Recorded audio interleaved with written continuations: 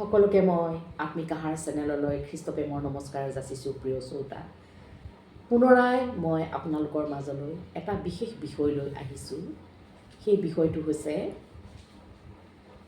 কুষ্ঠৰোগীক যীশুৱে সুস্থ কৰিছিলে। আহকচোন পবিত্ৰ বাইবেল শাস্ত্ৰত ঈশ্বৰে কি বুলি কৈছে।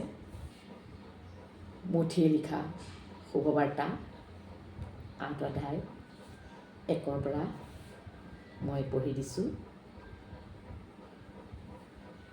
পাছে তেওঁ পৰ্বতৰ পৰা নামিলত বহু মানুহৰ দল তেওঁৰ পাছত গ'ল।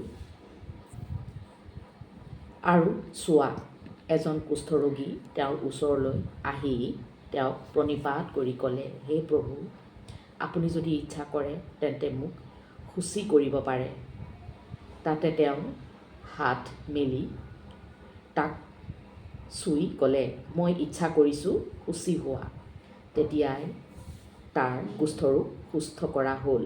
পাছে যীশুৱে তাক ক'লে, সাৱধান হোৱা, এই কথা কাকো নক'বা, কিন্তু যোৱা পুৰোহিতৰ আগত নিজকে দেখুৱাগৈ আৰু লোকৰ আগত সাক্ষ্য দিবলৈ মুচিৰ নিৰূপিত নৈবেদ্য উৎসৰ্গা কৰা।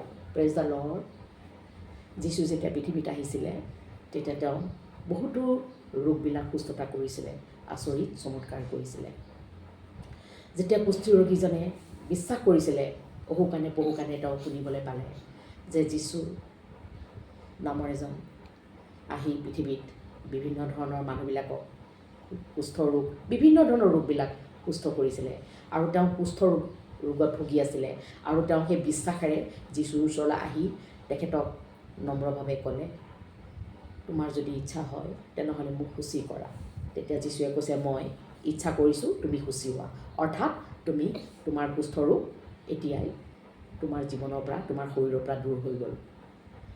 যীশুৱে ডক্টৰো ডক্টৰ হয়। গতিকে আজিও আমি যদি বিশ্বাস কৰোঁ বা আপুনি যদি বিশ্বাস কৰে, তেনেহ'লে আপোনাৰ যি ৰোগেই নহওক, আপুনি যদি যীশুৰ নামত প্ৰাৰ্থনা এটা লয় বা প্ৰাৰ্থনাটো গ্ৰহণ কৰে, তেনেহ'লে আপোনালোকৰ জীৱনত সেই যেনেকৈ কুষ্ঠৰোগী সুস্থ হৈছিলে, তেনেহ'লে আপোনালোকৰো সেই ৰোগবিলাক সুস্থ হ'ব।